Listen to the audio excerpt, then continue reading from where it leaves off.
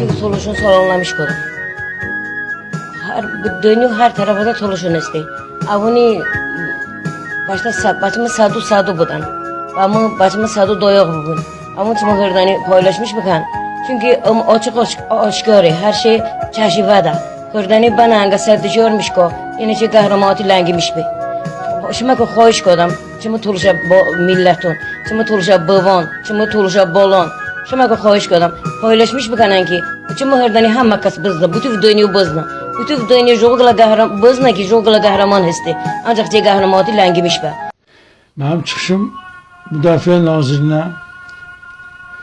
Cənab General-Polkovnik Cənab Zakir Həsənova və Silahlı Qüvvələr Ali Baş Komandanı hörmətli İlham Əliyev cənablarınadır ki,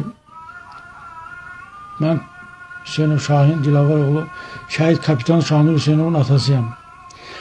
Mənim oğlum Ensali Hərbi hissədə tabur komandiri vəzifəsində çalışıb. 27 sentyabrda düşmənin törətdiyi təxribat nəticəsində vətən müharibəsi başlamış. Oğlum ön xəttə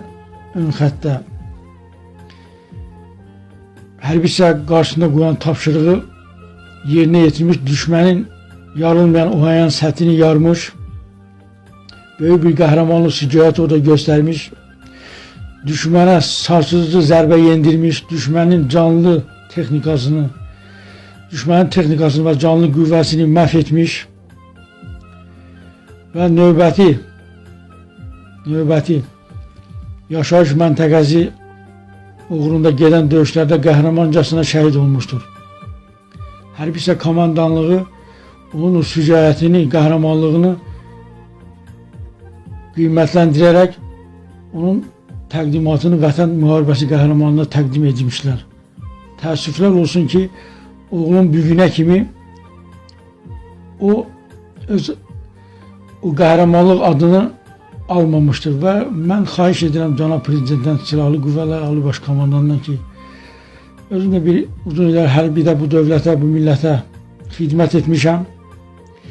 Xahiş edirəm ki, oğlumun döyüş yolunu araşdırsınlar. Həqiqətən əgər haqq edibsə, o haqqı ona versinlər. Yox etməyibsə, bir ildən çoxdur mən Cənab Prezidentə müraciət eləmişəm. Bugünə kimi mənə heç bir müsbət cavab gəlməmişdir.